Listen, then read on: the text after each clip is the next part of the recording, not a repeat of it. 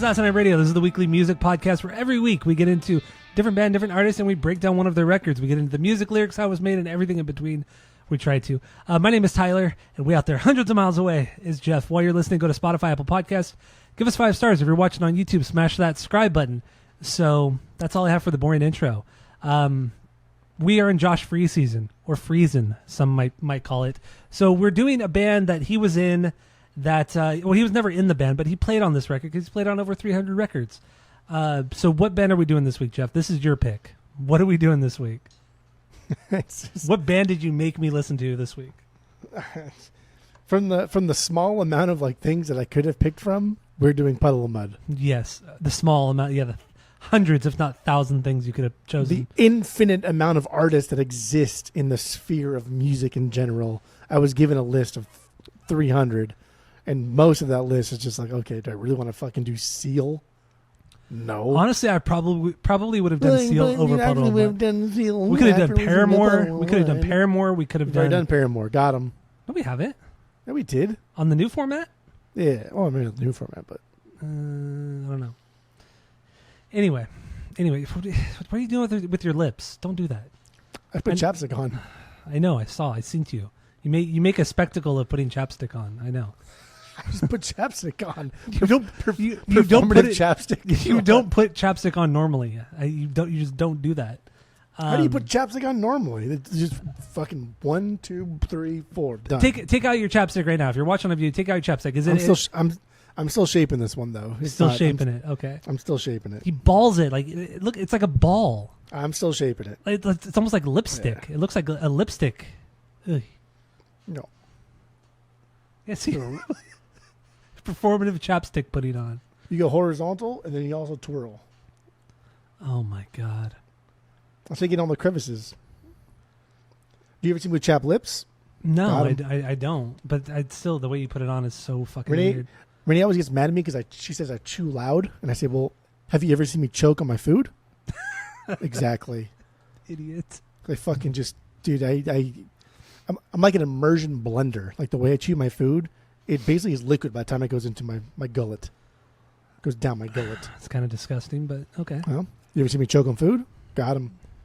Ryan choked on food a lot back in the day. Remember how much Ryan would go like that? Yeah. I never choke on food.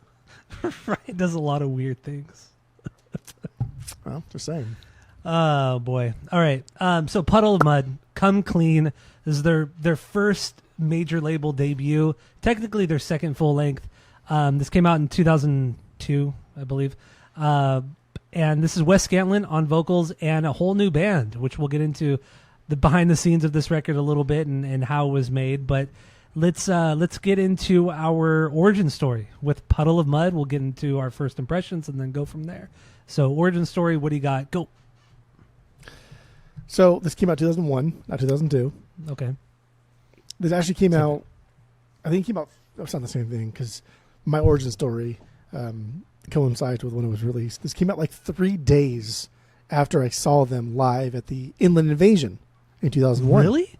Yeah. Holy shit. Yeah. And I remember because I was there to see The Offspring, right? I was there to see Weezer. I was there to see Pennywise. Didn't Incubus play not there too?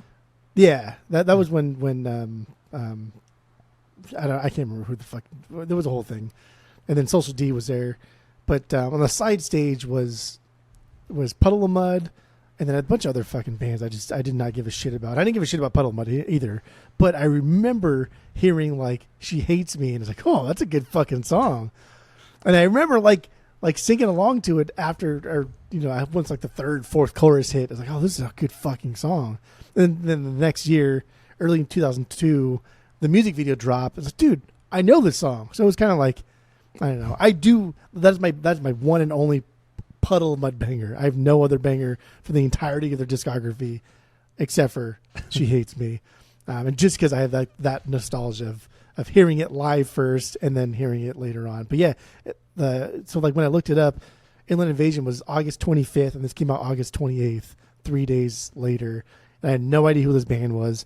And I remember that I thought dude, they sound like garbage. Sounds like every fucking other horrible band that I hate from this era, and I hated it except for that one song. So I just looked it up right now, and that was the first year of K-Rock's Inland Invasion show that they would do every year during the summer. I did not go to this. You and I weren't actually. At this time, you and I hadn't even met yet because you hadn't because we started high school that fall of 2001. So you and I, what, 2 weeks? September? It was like three weeks later. Yeah, 3 weeks later we met. It was August 25th was when this show was. Yeah.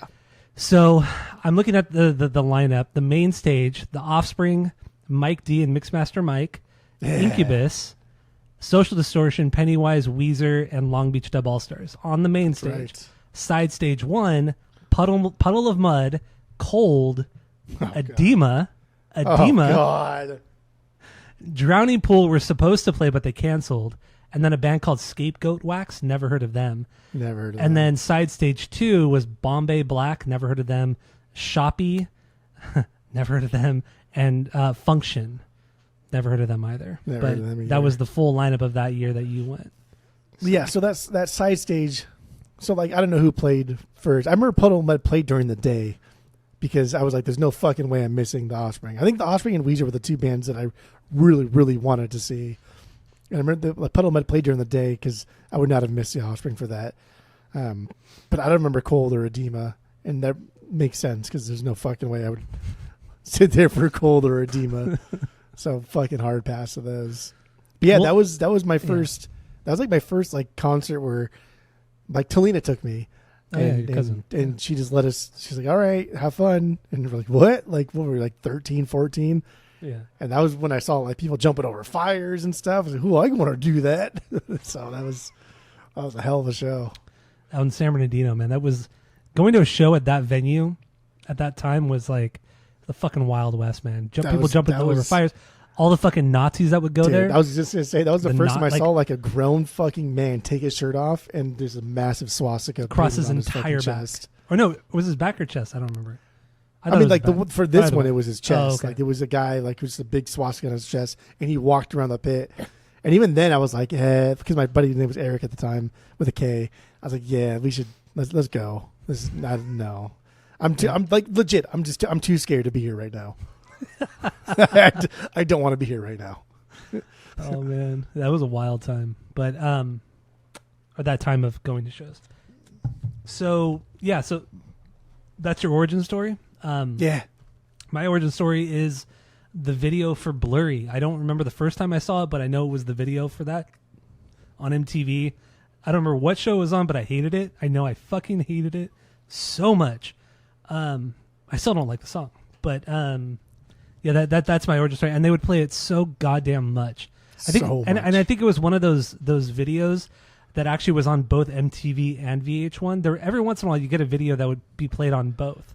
Ugh. And Puddle of Mud, I believe, was one of those videos, or the Blurry video was. And yeah, I never liked it, but when I watched the video today, because I haven't watched it since high school, I watched it today, and I just got this nostalgia watching the video. Hanging out with my friends, watching MTV, and having to sit through that Puddle of Mud video too. It was so weird because I hate it. I hate the song, I hate the video, but I have nostalgia with it, and that makes me mad. Good. That's good though. So yeah, clearly we're not fans of Puddle of Mud. No. This is a tough week. This is like I said it in the wasn't rankings that episode. Bad. I said in the rankings episode, this is the hardest week I have ever had on this podcast, and we've been doing this since 2016. And the only ones that come close were when we did Poison and Stained. Stained was rough, but Poison was the worst by far. Poison was the worst. I think this is the worst. I had more fun with Poison, and Stained was at least a better band overall. Well, the first Stained record is actually pretty cool. It's that fine, first though. record's pretty It's cool. Fine. It's fine. It's fine in the same way that the first Puddle of Mud record is fine. No, you're wrong. Puddle of Mud only exists for one song. Like That's not even the best song. Yeah. You take She Hates Me out of my life, and like no, I'm no, fuck that. That is not just like my biggest banger. I love that song, and just for so many reasons. But yeah, Puddle of Mud exists only for that song, and yes, that is the best song on this record because it's the only song on this record that's fun. Everything else on this record, at best, is like, that was a good part. Okay, so let's talk about this. So we usually break it down with bangers, songs that are bangers, songs that are okay, meh, and then we have our stinkers. Sometimes a beyond stinker we might have. Do we have any bangers on this record? Of course. Okay, I have zero bangers. I think She Hates Me is a beyond banger. Oh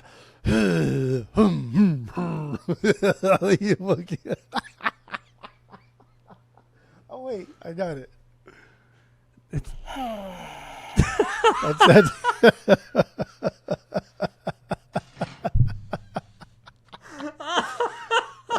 That's what it is. That's what it is right here. Oh my god! I keep forgetting you have that little machine.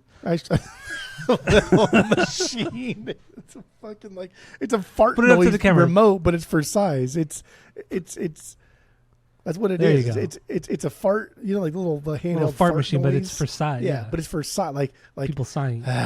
Size. Wow. And the one I pressed for you was the female one. She's being extra bitchy. So. Oh man, that's terrible. That's terrible. Maybe I'll keep that. I don't know. I kind of like that. Yeah, don't give it to Ryan. Keep it. Keep it for the pod. Really give it to Ryan. Give it to Ryan. Remember the Soul Hill thing? No. Whatever. We're not going to go down a rabbit hole. Okay. We can go on down a rabbit hole outside of the episode. So let's. So I have no bangers. Like I said, I have no bangers. Okay, that's fine. I have no I think they're all. I don't have any stinkers. I don't have any true stinkers. I think all these songs, like at best, except for She Hates Me, are like meh. Some have cool parts, but like for me to be a stinker, I thought for sure I'd have a lot of stinkers, but I really don't. These songs aren't stinker territory, which is almost even worse because at least stinkers are memorable. These songs are so fucking middle ground, and after She Hates Me, I mean, I even wrote next to some of these songs I put a T, which means we should probably talk about it. But after She Hates Me, I have no T's. Okay, all right, and yeah, that makes sense. That makes sense. Now, I agree with you. This whole album is just vanilla. It's vanilla. Normally when we say vanilla, it means that it's good. Like Foo Fighters, they're good. They just have some good songs, some solid songs. It's my favorite ice cream flavor is vanilla. Yeah, I like vanilla ice cream. Yeah, French vanilla ice cream is so good. Don't class it up. I like American vanilla. Okay. So, but on this one, this is it's just a riding the line kind of vanilla bad. It's hard to describe it. This is on the opposite side of good vanilla. This is like bad vanilla, where it's just there's nothing really to write home about, and there's nothing so overtly bad that you want to talk about it. It's just not the most pleasant experience. That's really what this album is, and this whole band is. Every album really is.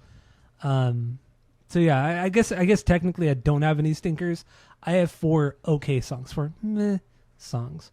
But other than that, yeah, no bangers. Fucking none of these songs are bangers. I would never go back to these songs unless I was hanging out with somebody who why do you hate She Hates Me so much? I think it's such a stupid over the top song that's not even so bad it's funny. It's a vanilla joke song. But it's a vanilla joke song. Bad it's this funny. Is their vanilla version of doing a joke song, and it just doesn't hit. It does not hit. But come the fuck out of here. Act like it's not catchy. You know it's catchy. It's got that "I saw your mommy," right? The suicidal. I saw mommy, and your mommy's dead. Do that ding ding ding ding ding ding ding ding ding. That's catchy. And the fact that he just bases the whole shtick around that little riff and never changes and never does anything else except for that, and even the solo, he just churches it up a little bit.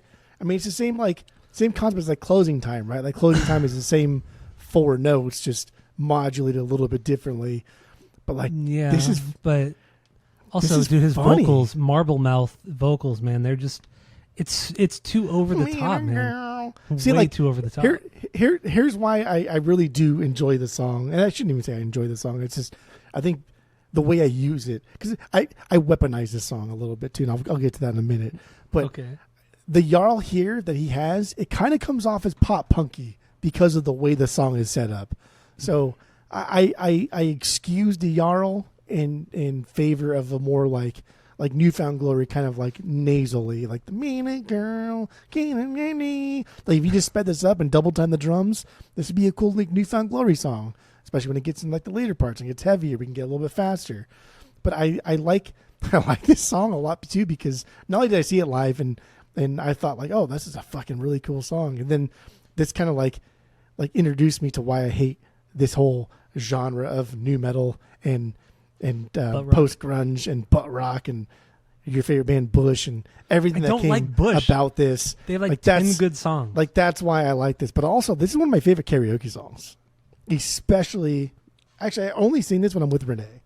So when with Renee, it's always like this big thing, and she fucking hates it. So your wife, by the way, it's your wife. If people don't know, it's his wife. Yeah. So it's always like when I say, he's at church, like, oh, this goes out to Renee. She's my wife. She's been there since the beginning. This one's for you. And then it's this and like I don't even care like what anybody else thinks, but because she hates it so much is why I love this song. So like that's what I like when I say weaponize it. That's why I like this song a lot. But also you shouting her out like that is like such a fucking middle-aged dad thing to do. Oh, she fucking hates it. And then of course, like because I'm not a good singer, and I don't try to be a good singer, and I don't even try to like sing in tune or key or anything. No, not at all. Not at all. It's just I like you could just turn off the music entirely. I'll do it a cappella, Eminem style. You do it every day. I mean, anytime I've ever hung out with you for the last 25 years, you just start singing. Yeah, and you'll sing the same thing all day, over and over and over and over. I hear it, sing it. You'll get in this like jag, and you'll just fucking do the same line all fucking day, and then it gets stuck in my head. What's a jag? What are you fucking like 75 years old? Who's a jag? Yeah. You jag? What are you fucking? What are you Jake Peralta over here? You jag. So that's why like she hates me is a banger for me. But it is God, I wish like Puddle of Mudd was a fun band. I wish they were a good band. Even if Puddle of Mudd was, let's say the Foo Fighters put out She Hates Me, right? This would be a different conversation. This would be a different conversation because it'd be like this obviously a joke song by Dave Grohl, and like it's a funny thing that he did. If anybody did She Hates Me outside of Puddle of Mudd, it would be a different conversation. Possibly. But because Puddle of Mudd because like Wes probably thought this was because Wes probably thought this was a fucking great song. He's like, oh, this is probably so emotional, man. Like this is the most emotional thing I've ever written. Like that's why it like diminishes its value. But the value is in the campiness. The value is in the jokiness. But this band's not a campy or joke band, so that's why the song sucks to most ears. But I like to believe that if this was done by a serious band, but like this was a B-side and a joke song, and they embrace it as such, it'd be a different story. Okay. But I still like it. I mean, I think the guitar playing is the guitar parts are they're fun, they're catchy. It is very pop punky, but it's 4 notes the whole time. I know. That's it. I know. Literally 4 notes. They threw in some distortion for the palm mutes, and then it kind of builds a little bit into the chorus, and it gets heavier and blah blah blah. But blah, blah, just kind of like typical boring pop rock. That's really what this is. It's catchy, yeah, because it's so fucking stupid and over the top. But this is my second okay song. So it's not even my favorite okay song. It's my second okay song. Musically, I mean, guitar playing wise, like you mentioned, it's just the 4 chords, nothing crazy. Vocally, a lot of Jarl, and then Josh's drums, man. We hear it all over this record, and it just sounds like, I mean, Josh has talked about, not specifically this band, but a lot of instances where he'll go into the studio and he will never hear the song that he's playing the drums to. They'll just say, play X amount of bars, do this, blah, blah, blah, at this tempo, here's a click track, and he'll just play the drums. And that's it. Have no context of what he's actually playing. And then so people will tell him, oh yeah, you played on Avril Lavigne's record, you played on so-and-so's record. He's like, I had no idea. I had no fucking idea. And there are certainly moments on this record that feels like that. This is one of them. It's all of the record except for one song that feels like that. Yeah, for the most part, yeah. But also, Josh Freese does have recollection of recording this record because he did talk about this record specifically on the Office Hours podcast with Tim Heidecker, and that was a great clip, it's like a 2.5 minute clip. That's gotta be bullshit though. Like Tim had to have known he was on this Puddle of Mudd. Oh record. yeah. So the whole clip starts out with like Tim's like kind of like teasing him, oh, you played on a million records and you probably would join Puddle of Mudd or something like that. And Josh was like, well, actually, I did play on their first record. And he's like, no, you got to be fucking kidding me. What, are you kidding me? And blah blah blah. And then Josh tells a couple stories about that whole time of when he played on the record, which we'll get more into because I do want to talk about what he was saying in that, also connected with Fred Durst, because I think that's really important too. But Josh was also kind of a little bitch about it too, because he talked about like the money or whatever he wants, and he's like, don't worry about it, just keep my name out of the credits. Mm-hmm. It's like, bro, this is your fucking job. And like when we talk about Josh Freese being a great drummer, this is not it. Yeah, like, this what is he not does it. in this record is not it. But it's a paycheck, and it's probably going like, because of like Blurry and She Hates Me. Those are the two biggest songs on Spotify. Because of those two songs, like Josh is still going to make a little bit of money and longevity, whether or not he even has like songwriting credits or they paid him X amount of dollars to begin with. But like this is the stuff that makes him the money. It's not like the Vandals. It's shit like this. It's garbage like this that he can go on and do. Like he probably did this in like. He probably put down his drum track in less time the actual running time of the record is. You know what I mean? Yeah. Like it's worthless. Play this verse, and we'll just cut it up in Pro Tools and loop it in Pro Tools. Yeah, honestly, yeah. Like you're this is what he right. pays his bills. So when he says shit like that, it's kind of like, okay. Like I know you're trying to be punk still, but like just I don't know.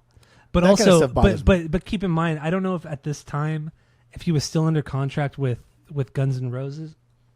He might have still been under contract with Guns N' Roses, because I do know, I've heard stories where when he was with the band, it was in his contract that Axl said that you cannot play in other bands, and that's the reason why he didn't play on the one Vandals record and so on. And there's some records he didn't play on that he should have played on because he was under contract. It might be the case for this one. I don't know, so maybe that's why he made that comment like, oh, you don't credit me on this, because he's not credited. He's nowadays, now he shows as credited, but at the time he was not. So that could be a reason why. And also, I've also heard him talk about in interviews that he, it got to a point like in the late 90s, he said that he was doing so many records that he was so burnt out from the experience that he said he was tracking like 4 records a week from 4 different artists. And he was saying that he was doing records that he would play on them, and then they would never ever be released. He said it would be to the point where like Avril Lavigne, she gave an example, Avril Lavigne blew up. So every record label was like, "Oh, we need our own Avril." So they'd find like some girl in LA who was kind of had some sort of buzz. They'd give her a record contract. Josh would play drums on it. That record would never see the light of day. So he said, "Fucking half-rate Hoku." Essentially, yeah. And so that's what he was saying. Like, that it would just became this endless just kind of loop of playing stuff, and it kind of like discouraged him from playing drums to an extent. So he stopped playing on as many records because he was just so burnt out from all this experience. So there's that too. Makes sense. Yeah. And that's... Because in the end, that's a lot of work. Like even 4 different records. I mean, I get you're just playing basic stuff, but that's still a lot of fucking work. and to phone it in like that too is... I don't know. The guy's a fucking workhorse, and I have... the utmost respect for Josh Freese. He's one of my favorites ever. I think he's fucking fantastic in every way. I mean, he's definitely like a top 5 favorite drummer. He'll never be in contention for any argument over the best drummer, but he for sure can be a top 5 favorite drummer. Yeah, I mean, also playing with Sting. I mean, that just shows you right there, like the fact that he played with Sting for so many years and just absolutely nailed those Stuart Copeland parts. Just shows like how incredibly diverse the guy is. He can go from that to playing some like crazy kind of, not crazy, but like metal stuff that he wouldn't normally play with a Perfect Circle or whatever fucking band he's going with. He's fucking can do anything, and he does everything really, really well. Extremely tight. Josh Freese is amazing. He's really, really great. good. He's fucking really, great. really good. Not on this record, but he's really, really good. Yeah, it's true. It's true. That's not because he's not good. It's just this record sucks, and like that's not what this record calls for. We don't call for a good Josh Freese throwing in good drum parts. We call for right? For like She Hates Me. Like that's what we call for, and that's something. It's not fine. There are even some songs on here where he's literally playing the whole, like, so until you get to I forgot what song it is, and I don't care to look through my notes right now, but in one of the songs, it's literally the same beat. No fills transitioning from the verses to the choruses or out of them. The same beat until you hit the bridge, and then it changes from the hi-hat snare to a crash snare. Like, that's literally the only difference in that entire song. It sounds like, just give me a 4/4 loop, and we're just going to loop it in fucking Pro Tools. That's literally what they did. That's what it sounded like. It's this record, and this record shouldn't even have... Fuck it, let's get into this right now. Because this just kind of made me mad. So now I'm mad. So Puddle of Mudd formed in the early 90s, like 91 or some shit like that, with a specific lineup, Kansas City, Missouri. They put out an EP called Stuck. I think it was called Stuck. And then they put out a full length in 1997 called Abrasive. With that lineup, or most of that lineup, I should say, for almost 10 years, they were doing their thing in Kansas City, never went anywhere. Eventually, Family Values Tour 99 came through Kansas City, Missouri. Fred Durst was there with Limp Bizkit, obviously. Fred Durst is an A&R guy. And Wes got him a demo tape, and Fred was like, I don't really like this. It's not very good, but there's still some potential here. Like, I don't like it, but people are going to like it. And so he flew Wes out to L.A. and the band, and he's like, your band sucks. They're just not good, so fire them. We'll put a band together for you, and we'll go from there. And then, piggybacking off of that story, Josh Freese talks about it in that Office Hours podcast, where he said that, when they went to go record this album, they had no drummer. They approached me and said, we have no drummer for this band, for this record. Can you play? He's like, yeah, I'll play. And then he told the story of what happened, and he's like, the A&R guys went to Kansas City or whatever, and the guys in the band at the time, they were fucking weird-ass motherfuckers, and they were wearing, like, tampon, or, like, maxi pads all over their heads, and just doing weird-ass shit. Fucking heads and... Yeah. Doing weird shit, and Fred and the A&R guys were just like, no, these guys are out. Like, Wes is the guy to make this band popular, and honestly, it worked. I mean, Fred Durst is a smart dude. Whether or not you like him, he's a smart dude. Hold on there, dude. So, like smart dude, maybe, right? Like, he's one of the... We've talked about maybe like one of the greatest frontmen of all time, just because of the longevity that Limp Bizkit has endured. Mm-hmm. And just how much money he's made off of being America's most hated. And then, but like finding this band sucks. The fact that they've gone on this long is surprising, but it's not that surprising because in this era of like late 90s, like that post grunge, like all we get is this, like the most punk, the most fun, the most exciting band outside of this is like the Foo Fighters. Because even though you're a big fan, Bush, like that band fucking sucks. I'm not a big fan of Three Doors Down. That band fucking sucks. I'm not a big fan of Bush. What are you talking about? This band sucks. Stain sucks. Like all of this era of fucking music sucks. Like the post grunge movement was fucking garbage. Overall, yeah. I mean, there were some good songs that came out of post grunge from like 95 to 2002. There was some good stuff, good songs, but overall, yeah. I mean, I would say like 95% of it was bad. The other 5% is so bad. It's so bad, and it's so totally just agree. Like. But don't be completely dismissive of it because there are some good songs that came out of the post-grunge I know you like fucking Bush. I do like some Bush songs. I know. I get it. I get it. I do. There are some fun songs out there, and like I like She Hates Me. I think that's a fun song. I wouldn't call it a good song, but it's a fun song, and I have a really good time listening to it.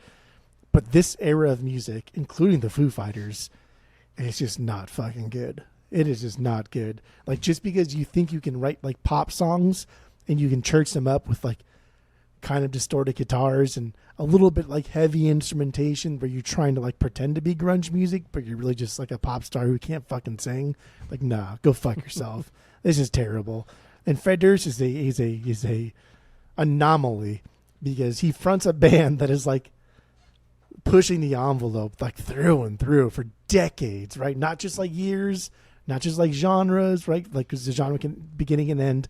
Dude, like Fred, like still sucks, right? Still pushing that envelope, and that's just fucking wild. But then Stained and Puddle of Mudd, like bro, you're good at one thing does not make you good at everything, and you're not good at this thing because Puddle of Mudd and Stained fucking suck. They just do. Yeah. They're not very good. They're really not good at all. No. They're awful. Puddle of Mudd is awful. This is an awful band. Like at least like Motley or Poison I can get behind. Yeah, they had a couple fun songs. Because you like the mask thing and you like the costumes and you like all that stuff. I like Slipknot. Right? That's the only thing you're pulling from. Costumes and fucking Halloween and like dressing up and putting makeup on. And you like that stuff, and that's whatever. That's fine. Like Poison is just like the Slipknot of the '80s. Is what's happening there. I mean, God, you just say. I mean, it's just. I know you're just rage. I know you're baiting me right now. I know what you're doing. Doing like if we're doing like a Slipknot episode, and I call them like the fucking Poison. But it's just like I know it's such a. I know you don't mean it at all, and you're just trying to debate me on this one. But it is kind of true though. It's not true at all. Like it's not. Yeah, Slipknot is just their entire being is just image. That's it. They. Now I know you're lying through your teeth. I know you're lying through your teeth. That's true though. For that one guy out there who's gonna listen and fucking make it and get all his asshole and be like, "Oh, fucking this guy doesn't know what the fuck he's talking about." I do like Slipknot, and I have no way can. It's like the disclaimer right at the very end. Like, don't forget, we actually don't condone smoking here. Smoking is bad for your health. I feel like we have to say that now because these fucking knuckleheads on the internet. After that brief interruption, let's get into another song. Were you snapping? Were you cool guy over here? Cool guy over here. Hey. Were you the Fonz? Hey. Pop my collar up. Oh, you've never seen Happy Days in your fucking life. Get out of here. Okay. Anyway, let's get into another song. Yeah, we good? What's your biggest okay song? Blurry. Why not? Only because there's nostalgia. Honestly, because there's nostalgia. That's it. I don't think it's a good song. I really don't think it's a good song. That's wild to me. Like to me, we're just saying lies. Let's say lies. Well, I mean, we'll say lies. I really don't think it's that great of a song. Let's say lies. Tell me sweet things on lies. I will say, I don't care what you're saying because it's lies. I will say. Were you singing the Unwritten Law version of that song? No. No. That's annoying. You would even say that. It's so obnoxious. Yeah. Oh, man. What did you just throw? A toy. These for dogs such a are out of shit control. Band, yeah. They're out of control. Just put them outside. I can't because there's owls because there's skunks. Then put them like in a different room. I could do that, but like they're like my children. Would you put your children? No, I wouldn't do that because they're fucking dogs. I don't know why you're still going on about this. We need to treat dogs like dogs. I don't know why you're still going on about this. It's like Renee. It's like Renee when it rains outside. Oh, bring the dogs in. Bring the dogs in. Like, why? If the dogs don't want to get wet, they'll fucking come inside. Like, it's fine. Leave them outside. You don't have to lock them inside. They're dogs. It's not a person. It's a dog. Yeah, I know. Put the dog in a fucking closet if you won't shut the fuck up. That's what I would do. Put him in a fucking closet. I do it. It's a big closet. Anyway, Blurry. For such a shit band, that's a pretty dope intro. That's a cool guitar part written by the bass player, which means okay. You think it's a cool intro? It's fine. It's very of its time. That whole guitar effect with all that reverb. Dude, come on. Listen to every fucking post. Every other fucking band, just because your boy, all those new metal. Nobody bands. in fucking Stain was doing a harmonic riff like this. Bullshit. Nobody in Stain was doing this. It was very popular. Nobody. It was very popular. No. It was definitely popular in new metal. It was definitely popular in new metal. Yes, it was. No, not like you know about new metal. No. I listen to every fucking. Listen to the first record by like every new metal band possible. On the face of this godforsaken planet. You know nothing. Good or worse. You know nothing. No, this is it's not a great riff. It's a very like basic kind of harmonic riff. It is. But it's still really, really good. The song sucks. The song is fucking terrible. But I I like the song in theory because I think it has a good pace to it. It's a lot of like loud, soft, dynamic. Mm-hmm. The chorus is catchy enough because it's the repetition thing. So I get why people like this band, but the song fucking sucks. Mm-hmm. It's stupid. His voice is dumb. The subject material of this is dumb. I don't give a fuck like how horrible your upbringing was and like a drug addict. Like, I don't fucking care because you're not making me want to care. It also, it reminds me a lot of the Kryptonite song from Three Doors Down too. It has that kind of same element, that same way of building, the same way where like nobody That's really does song, anything. I agree, it is a better song, but it's in the fact that the song itself is not, or the music, the instrumentals, and all that kind of stuff. None of that is memorable, but it's the chorus that hits really fucking hard. That's pretty damn catchy.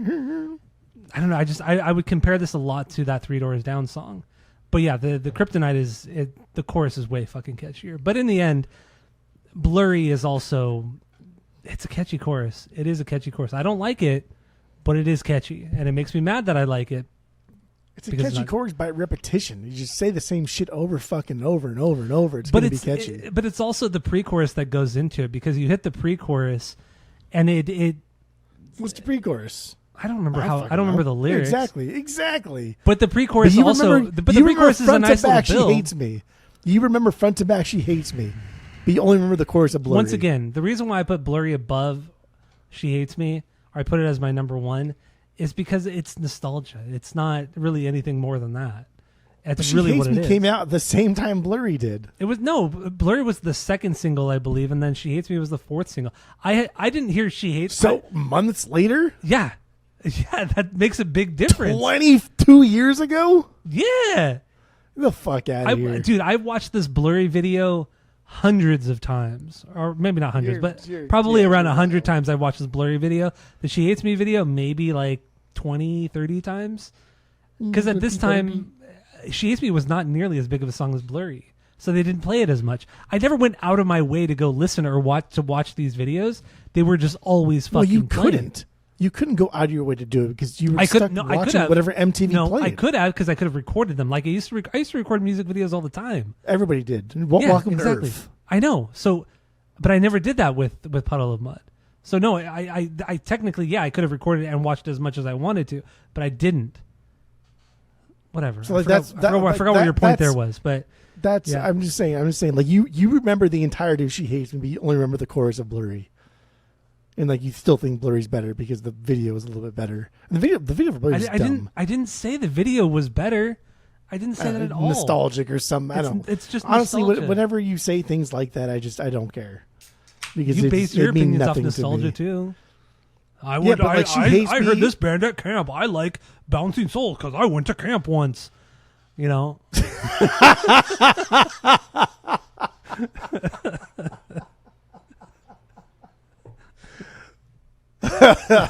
That's stupid. That's funny. That one got me. That was a good one. I like that one. But anyway, this song is not that great. Oh, so let's talk about the videos real quick. Both videos. She Hates Me. We'll even talk about Control too. But so Blurry video. I mean, Fred Durst directed this one. He's in the video. He's one of the bar patrons, just sipping on a Budweiser, watching Puddle of Mudd in an empty bar. And Bud Heavy, yeah. And that's the fucking video. There's some other it. Yeah, there's nothing here in the video. Just them playing on a small little bar stage. She Hates Me video, it definitely has higher production. There's a lot of actors in here. They're all just lip syncing the song, and some guys working at McDonald's, other guys like high school students. Losers. Yeah. And they're playing on some about their girlfriends stage, like in the middle of like a downtown city, and then everybody comes running up. Like that was a big thing with music videos. Oh yeah, and then run at the camera, and then the camera's on his back, and everybody's running on top of it, or just people running in general. People just love to run in videos. Everybody's just running. What are we running? Everybody's for? running in videos at the time. I would never run for Puddle of Mudd. I wouldn't. Yeah, I would not either. Have you ever ran for a band? No. Not even like when you went to a show, you never ran to try to get to the barricade? No. No, okay. I have. Once. Corn. I would never. I was 'Cause if right I on wanna the get to barricade. I'm gonna get to the fucking barricade. But I don't like being on the barricade because I don't want to just. I don't know. At some point, I don't want like them touching me or even like the close to be touching Acknowledging me. you. It's just that's not why I'm here. Like I'm here to watch a movie. It just happens to be a live movie. Like we're having fun at the same time. I'm not here because of you. I'm here with you, type of thing. Okay, that's a good way of putting it. Yeah. Just how I go to shows, I guess. I get it. Sometimes it's fun to get as close as you can to the front. Remember, like when we saw Angels and Airwaves at Chain Reaction? Oh yeah, That was fun trying to get to the front. We went to the front for a different reason. At least, like I for sure went to the front for a different reason because I'm like, this is like at the time and somewhat still today, like this is one of my like musical idols. So I want to be as close as I can to the stage, and I want to make him see me, and I want to make sure that he sees me putting the biggest middle finger I could possibly have right in front of his face. And that's what as we did. sing along to all of his songs. Yes, Yeah, and that's what we did. that was our thing for a We little did. while. Yeah, but then we would sing every fucking word to every single song from these bands that we loved. We need for a little while. They still, I mean, if I'm in the pit, We don't do it as fingers much as going we up. used to. Yeah, but we don't do it as much as we used to. I feel like so when we went to Refuse, we weren't in the pit and Refuse. We were back a little bit. Yeah, If we were in the pit on Refuse or closer, I feel like the finger would have been up. People don't take as kindly to it anymore. no, not at all. People are They kind of get like, they get pissed. Oh, why you hate this band? Why are you here? So it's So dumb. different ball game. A little more pretension now. A little more skip in today's shows than there was That's a you good know, point. Yeah, 10, 15 years a ago. lot less fun at shows Oh, nowadays. absolutely. People full on doing a full blown skip. People Yeah, doing that's a why I full-blown said a skip little at more shows. skip in Yeah. today's. I shows just than there really was 10 wanted years, to 15 let years it be ago. known that's what we were referring to. We Yes. want to keep the cyberbullying going. So Yes. So anyway, Blurry. I don't really. I got nothing else about this fucking song. I don't have anything else about She Hates Me either.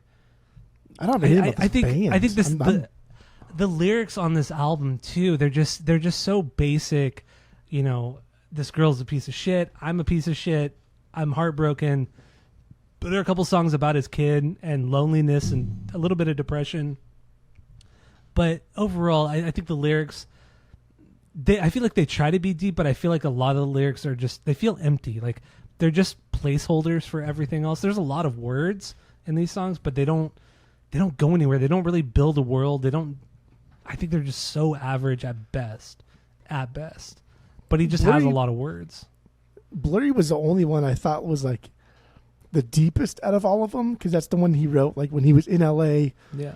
And he wrote it about his kid. And he missed his son, and that's when he was getting like wined and dined, and 69. 69. When Kevin says that It's so funny. to how often Angela, he it's says just that is you don't, bro. You can't say that. That's not okay. And the way he says 69 too, like he kind of like 69. looks up and he goes, "Wine, dine, and 69." 69. So Can't say dumb. that. Can't say that. Can't fool me twice. But yeah, I don't have anything else to say about this band really. I don't know. Is this? Are we doing wrap ups here? I mean, on it. Control. I don't have any. Well, let's get into Control. That was also a single that was. Honestly, I completely forgot about this song until this week, and then Same. I definitely remembered the chorus and all that kind of stuff because this song was fairly popular. It was very popular. But yeah, in the end, it's just like a heavy, generic kind of riff, generic lead. But the bass does cut through pretty nice on this song. But in the end, it's a vanilla song, catchy but vanilla. There are a couple parts of this record where I thought like the bass comes through a little bit, and I thought, oh, at least you have one musician in your band. That's cool. Because again, like even though Josh Freese like is maybe the greatest studio drummer of all time, but like you don't see it on here. You don't hear it on here. He's worthless on this record. He's just whatever. But that's not the point of him being here. But at least like the bass player, at some points throughout this record, has some cool lines. It cuts through a little bit, and definitely. Control's cool. It's very, very Limp Bizkit inspired. Like the difference in the soft, like hard verses, and like the chorus dynamic that's going on. Very Limp Bizkit. I don't know. This song fucking sucks though. The way you smack my ass, like that's It's so bad. Fucking hell, man. Yeah. This guy never grew up. You never grew up, dude. Like you have a song about Butterface, right? Like everything's good, Butterface.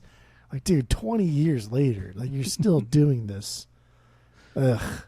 And so yeah, with that's Control, and the video is another one of those videos where it's mostly a performance video. They're playing in a bar, they're a bar band, and then it's also like it's intercut with like Wes's girlfriend like breaking up with him, and you know he has to walk to the gig, and it just God, it's so stupid.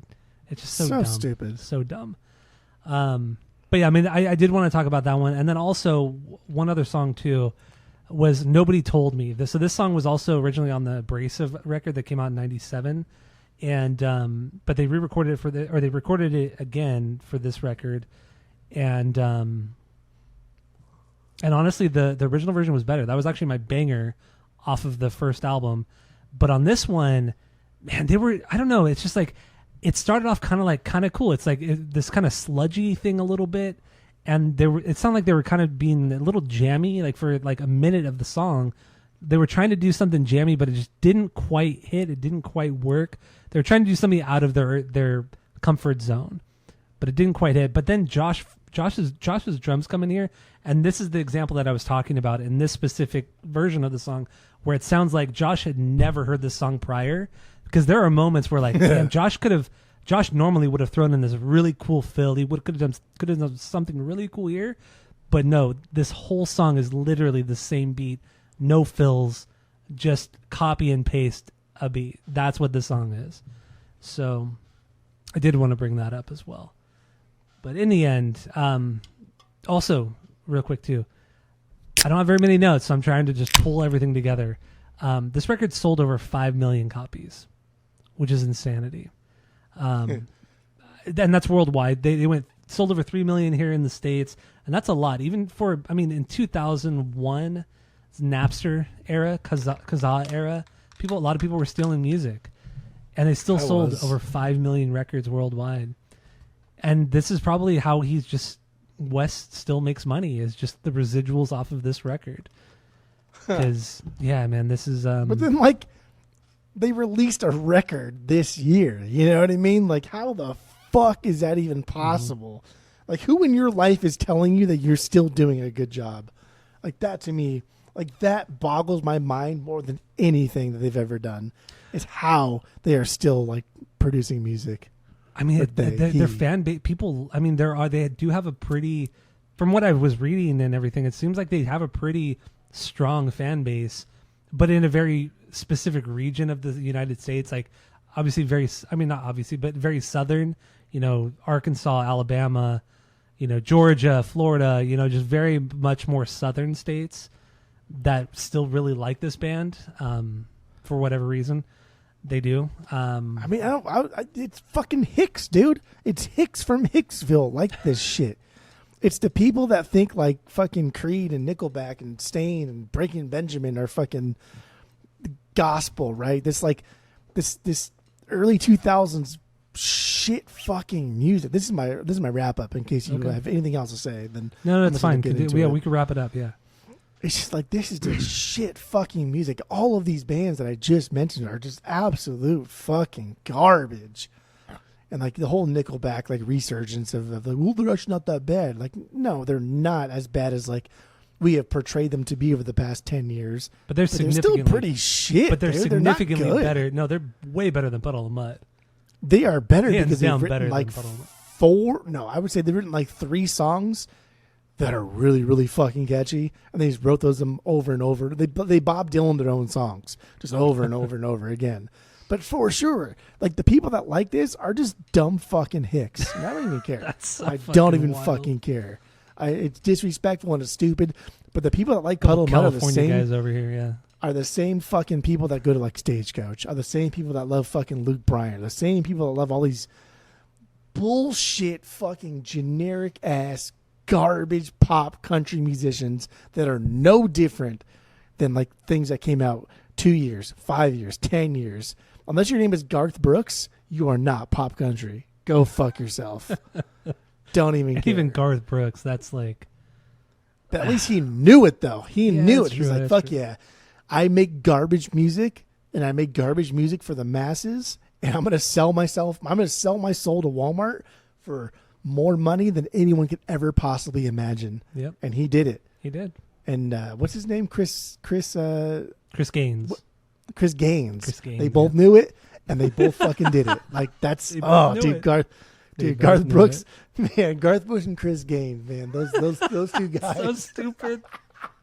But you know what I'm saying? Like, Garth Brooks fucking knew, dude. Garth was like, okay, I found like an untapped market, essentially, because like nobody gave a fuck about country music leading into the 80s and early 90s. Like, that was just like we're done.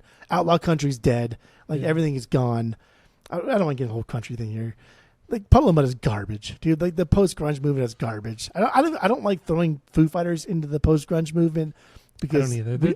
We only do it because of Dave Grohl, but they're not post-grunge. No. Post-grunge is literally your favorite band, Bush. It's Puddle of Mudd. It's Creed. It's Nickelback. It's fucking 3 Days Grace. All these stupid fucking bands that are just so bad. Puddle of Mudd is one of them. I would define it more as boring, not necessarily bad, but just really fucking boring music. Vanilla, boring music. Vanilla, heavy music. Vanilla, like heavy vanilla music. That's what it is. Like, yeah, they have it's shit ton of overdub on their guitars. It's bad. It's bad because we thought, as a society back then, we thought, like, where do we go post grunge? Like, after grunge has died, after Kurt Cobain is dead, like, we're done now. Like, what's the next big thing? Let's manufacture the next big thing. Well, let's still keep doing the grunge thing. Well, let's make sure that it's like pop friendly. Let's make sure it's radio friendly. And that's this post grunge movement. It's fucking bad. It's stupid. It's bullshit. At least like third wave ska had some like umph to it, right? If you hate third wave ska, whatever. At least it was something different. At least it was something like you could either love or hate, but yeah, it was fun, right? It was something original, something that like ska had never sounded like, two-tone had never sounded like. It was something different or something its own. Post grunge is fucking garbage. I don't know why you love Bush so much, but post grunge is just absolute fucking garbage. This may be like my least favorite genre of music of all fucking time, even more so than like pop country. This is so bad. Actually, Bush is putting out a new record next month. Maybe we should do that. I know, and you're super excited. I'm not at all. That's. I know you're probably excited about that one. I am not excited. No. Fucking hell. My honest rating of this, like I give their covers album a 1 because you probably should listen to it. I give their first record a 1 because you should listen to it one time. I give this a 0.5. And I only give it a 0.5 because of She Hates Me. I really do enjoy that song, and that's only because of how I've weaponized it against someone that I should be caring about, but I treat them like this. I live to bother them. Like that's all all I care about is just bother. Pretty much everybody in my life, I live to bother. Annoyance. Yeah. I've known you. God, this record is bad, dude. 25 years, and that's been every time we hang out. That's all I like to do in my life is just bother people. But this record bothers me. So you're bothering the bothers. Bothering the botherer. Bothering the botherer. Yes. I give this record a 0.5. 0.5 out of 3. So we have a 3-point rating system where 3 is a perfect album, 2 is a good album you're going to continue to listen to, 1 is a bad album but give it a shot, and 0 is the worst thing you've ever heard. So 0.5 out of 3. That's low. We rarely give anything sub 1. Like it's even bad. Even 1. We rarely give out 1s. We don't do anything that's bad. Yeah. So he's like, yeah, we shouldn't have done this. Yeah. I mean, I think we should not have done this. We got so much shit for doing Stained. And there was another band. I mean, 311 we got a lot of shit for doing. But there was another one too. I can't remember what it was. But Stained and 311, we got a lot of shit from the fan. We got a lot of shit from Stained because, like, why would you do Stained if you hate it? But we got a lot of shit from 311. We're like supporters of 311. we're mad at how much we shit on 311. And 311, like they're good. To me, are they're just good. They're in the same kind of like concept of like Puddle of Mudd. Like this serves a certain demographic.